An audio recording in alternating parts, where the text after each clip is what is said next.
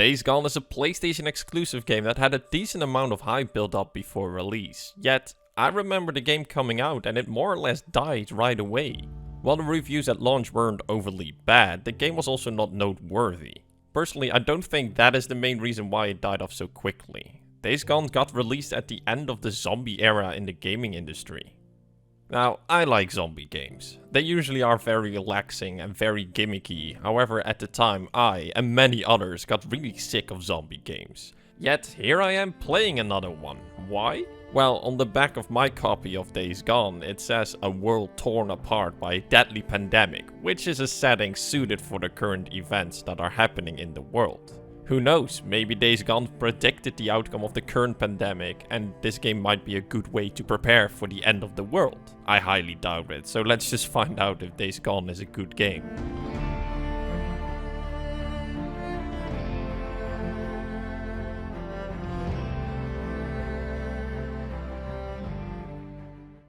Days Gone takes off immediately, showing the beginning of the zombie outbreak. We see the main character Deacon making a tough decision between his wife Sarah and his best friend Boozer.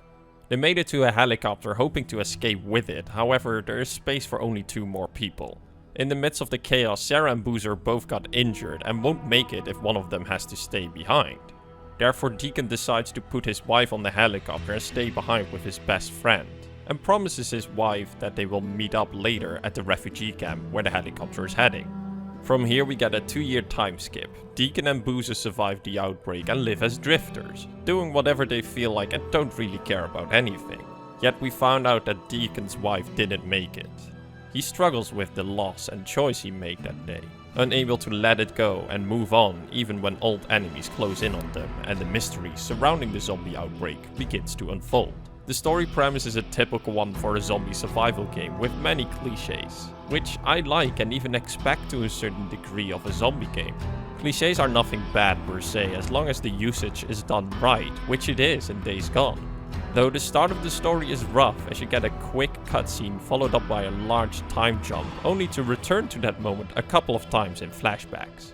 Instead of flashbacks recapping what happened on the day of the outbreak, I would have liked to have seen these events unfold in a tutorial level. While the game succeeds in creating an emotional connection to the opening events, it would have been more powerful if it was played by you. Being thrown into the chaos, not knowing what is going on, and seeing these characters struggle right out of the gate would have been more fitting for this game's setting and story. In a short tutorial level, this would have created a bit more impact and the emotional connection would have been created faster. But Days Gone does a lot of things slowly, especially the first 10 hours of the game is really rough and slow. Nothing really happens and the plot barely moves, but when the story moves, it's great. The story presentation is really good.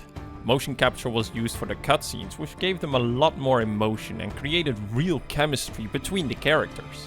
Many of the characters are modeled after the actors that play them. Probably the most recognizable is Sam Witwer, who you might know from Star Wars The Force Unleashed. He and all the other actors did a great job and really brought their character to life. The acting job is without a doubt the best element in the story presentation. I am a big fan of motion captured scenes as it brings the story more to life and gives room for the actors to do more with their character. And when it comes to Days Gone, it lifts this typical cliché zombie story to a completely different level. The music is also really good, but not used a lot. During the game there's barely any song played and it's usually really quiet. Or there are these creepy atmospheric sounds played in the background, which is great as it always keeps you on edge and it creates these tense moments. When the game breaks this silence and tension, the music played makes you feel relaxed as you are in a camp or a hideout. It gives you a moment to breathe and feel safe after being on edge for a while. The cutscenes are of course also backed by music, which does a good job strengthening the story presentation even more. I especially like that after every story arc you get to drive out on the road with a song singing about the events that just unfold. The only problem is that getting to the point of experiencing this story is rough. Especially the first 10 hours is really rough, and while it becomes better after the 10-hour mark, it's still rough at times. This roughness creates a bad pacing for the story and is caused by the gameplay loop between the pieces of story, which goes as follows. Someone shouts at you over the radio telling you what to do.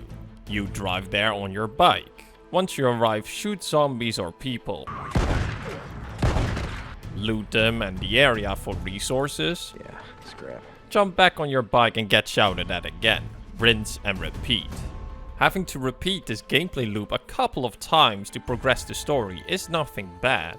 But having to do this gameplay loop for whole hours when nothing happens is where it becomes an issue. The gameplay in itself is very repetitive and even boring at times. The zombies are pretty easy for most of the time. As long as you don't give them a chance to gank you, you will be fine.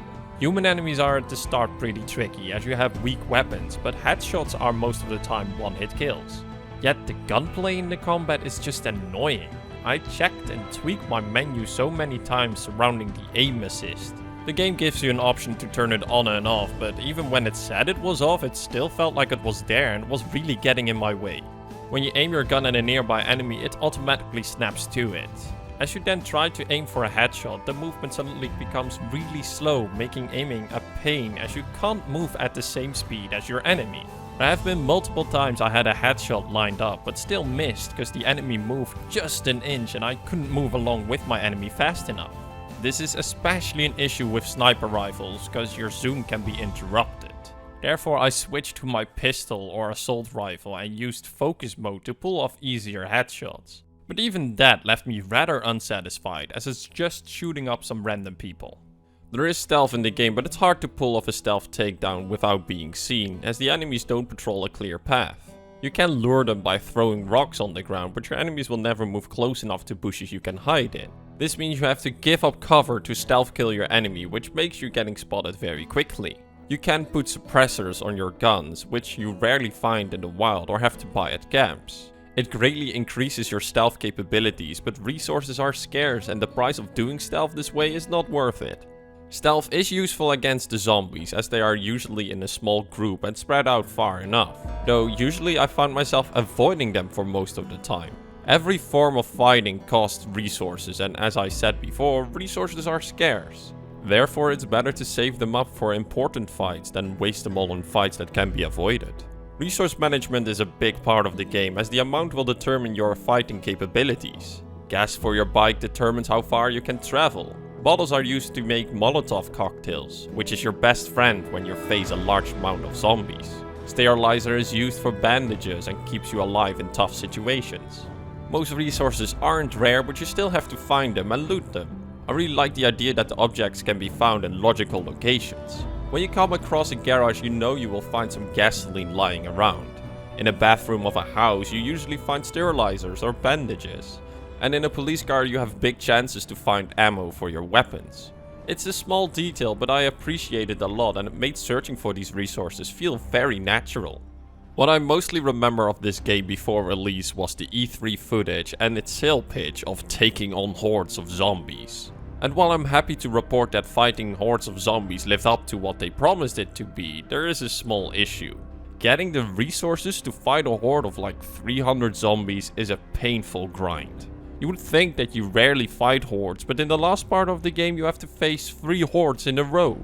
This pulls the brakes on the story and it brings it to a halt, as you have to stop and gather resources constantly. To fight hordes you have a couple of weapons and gadgets that are useful, however they require the rarest of resources. So you literally turn the map inside out to find these resources, and it's just not fun. While I understand you want to keep the hordes a challenge, you could make prepping for it a little bit easier. There are multiple camps where you can do jobs for to earn reputation and money. Why not have the last tier unlocks to be resources to fight hordes? It would reward people that do every side quest and mission and makes the endgame a bit more bearable. There are 40 hordes in total, and grinding in half to a full hour to beat just one of them is a bit too much if you ask me. But finding your first hordes is exciting. It's not an easy task and you need to prep for it. And do not underestimate the zombies, as they are not as brain dead as you would think. This large horde splits off and tries to flank you constantly. You need to keep moving and use your terrain and resources to slow them down and kill them. One mistake can mean the end of you, as they quickly swarm you. It's really tense and exciting, and definitely the element that makes Days Gone different from all the other zombie games.